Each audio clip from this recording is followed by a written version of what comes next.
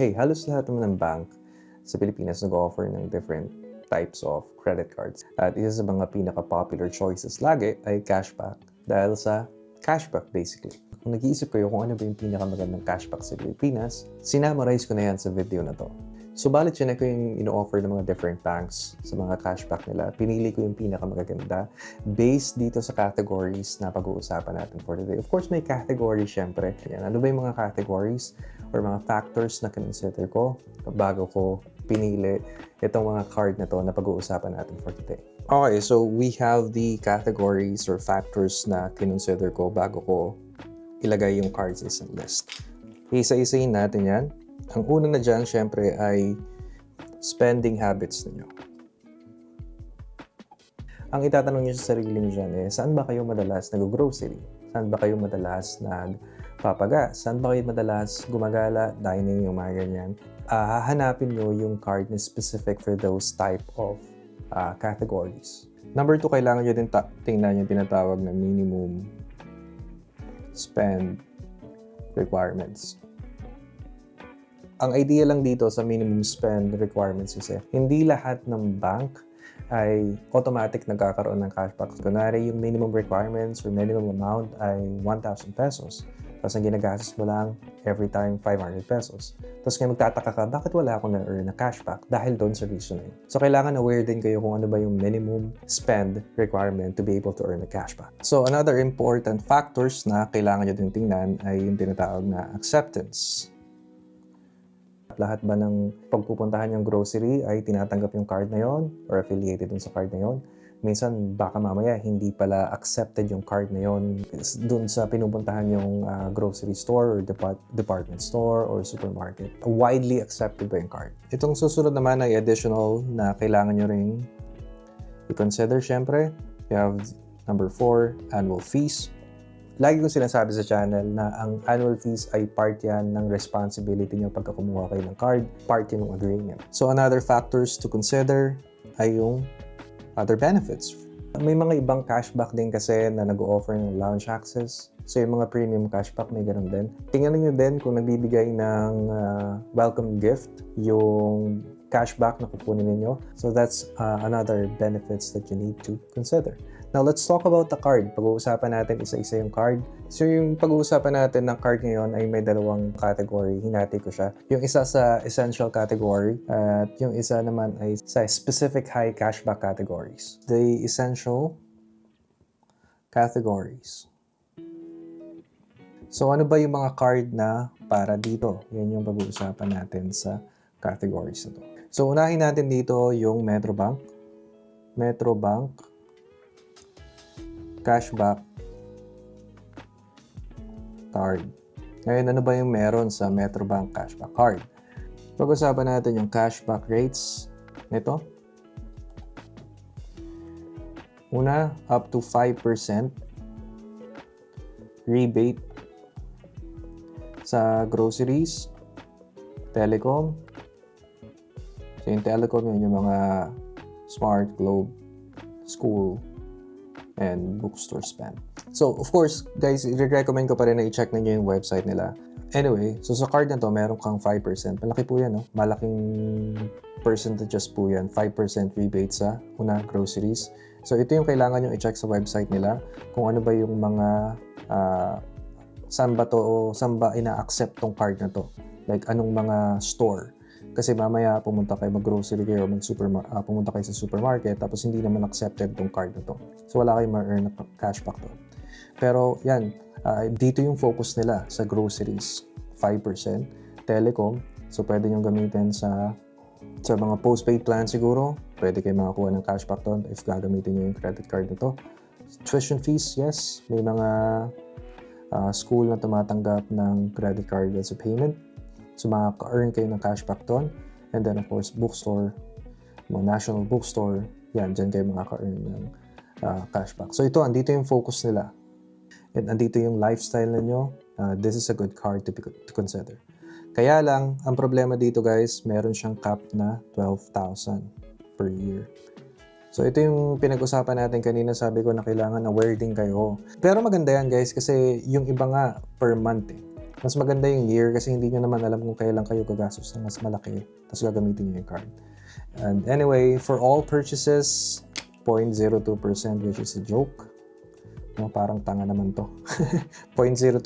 Sana sinabi na lang nila na wala ng cashback sa all purchases. So that's for Metrobank cashback card. Pangalawa ay BPI Amore. Ang highlights ng BPI Amore ay Everyday Essentials. O, pag-usapan natin yung cashback rate. 4% na cashback sa supermarket. Ito yung sinasabi ko sa inyo kanina na kailangan aware kayo. May spending requirements siya to be able to get this 4%. Kailangan gumastos kayo ng 1,000 at least.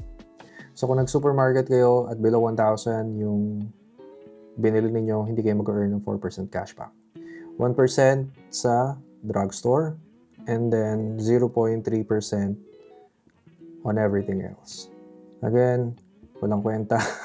Sana hindi na lang nabigay. Ito din yung nakakainis na kailangan makaspend kayo ng at least 1,000 pesos to be able to earn 4,000. Sa drugstore naman, may makakuha kayong 1% cashback. Although maliit yan, but at least it's fine sa mga taong may mga maintenance. Yan, di ba? Kung buwan-buwan naman kayong bumibili ng gamot, at least may 1% kayo makukuha. Yung cap nito, mas malaki ng konti compare sa Metrobank kanina. Ang cap naman nito ay 15,000 pesos. Within 6 months, na-reach nyo na nakapag-earn na kayo ng 15,000 pesos na cashback sa buong isang taon. Kahit bumili pa kayo ng bumili, hindi na kayo makaka-receive ng cashback. So, ganun siya nakasetup. And that's for BPI Amore. So, sunod natin ay Security Bank. Kasi meron din silang cashback. Security Bank Complete Cashback. Ang haba ng pangalan, Platinum Mastercard. So sa mga card na to, isa to sa may pinakamagandang cashback actually. So mas magandang cashback to compare sa kanina pinag-usapan natin sa Amore or sa Metrobank. Mas maganda yung Security Bank. So pag isa-isahin natin. So yung highlights nito ay 5% groceries. Again guys, ulitin ko, lagi nyo i-check yung website kung saan siya accepted yung card. Alright? 4%, hindi 40% on gas. 3% on utilities, 2% on dining, 1% on shopping. Kung makikita nyo, ang dami niyang coverage compared dun sa unang dalawa na pag-usapan natin. So, grocery, alam nyo naman yan, 5% ang makukuha nyo. You have 4% sa gas. Tingnan nyo again sa website nila kung ano yung mga gas station sa website nila na accepted to. 3% on utilities. Ibig sabihin, makaka-receive kayo ng cashback pag nagbayad kayo ng Meralco, ganyan. So, makaka-receive kayo ng 3% pagka ginamit yung card na to.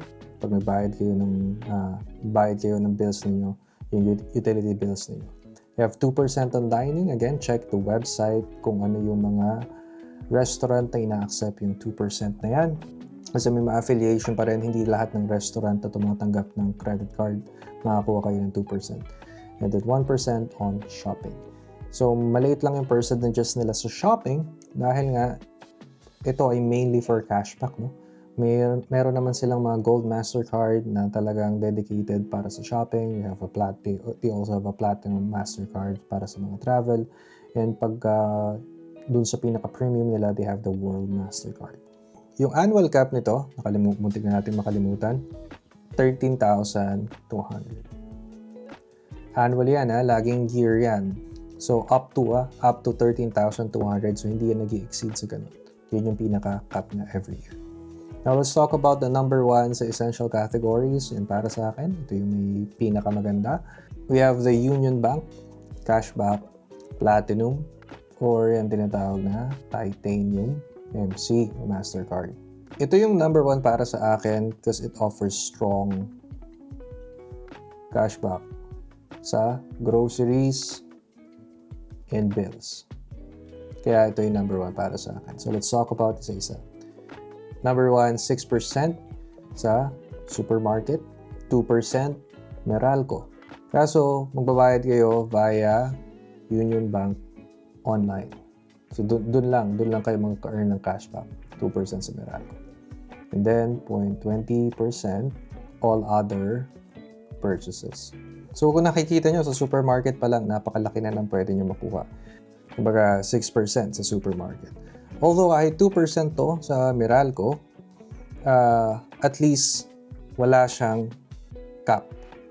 No cap. So wala siyang cap every year. However, may catch yan, okay? So walang limit kung magkano yung cashback na pwede nyo makuha every year. Kaya lang, para ma-maximize nyo to, you need to spend 10,000 pesos every month na hindi kasama to. Okay? Hindi kasama yung dalawa na yan.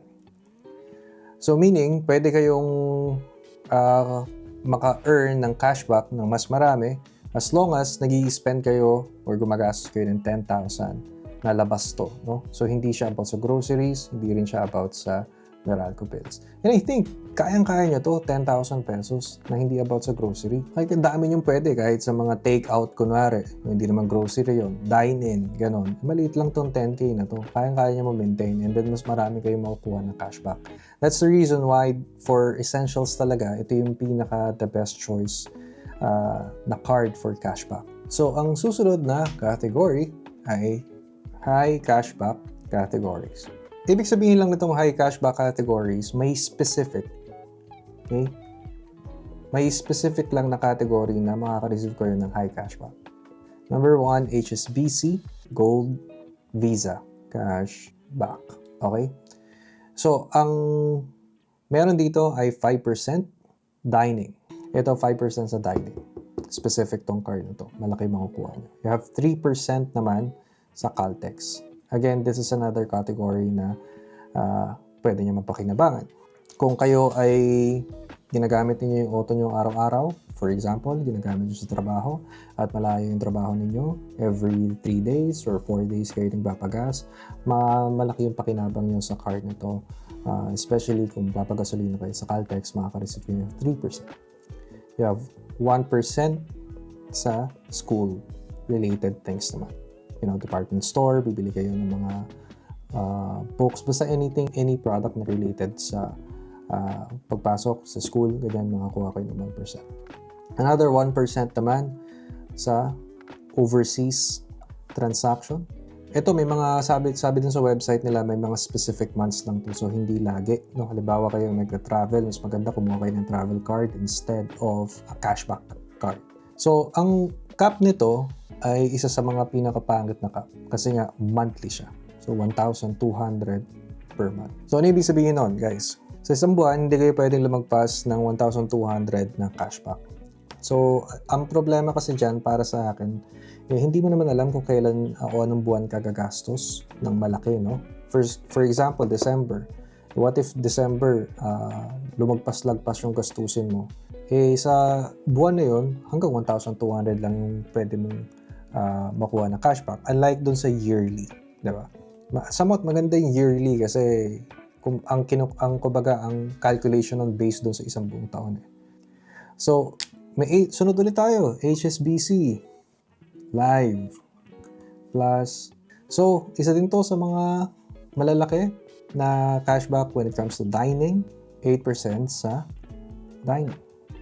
So, 5% shopping, entertainment.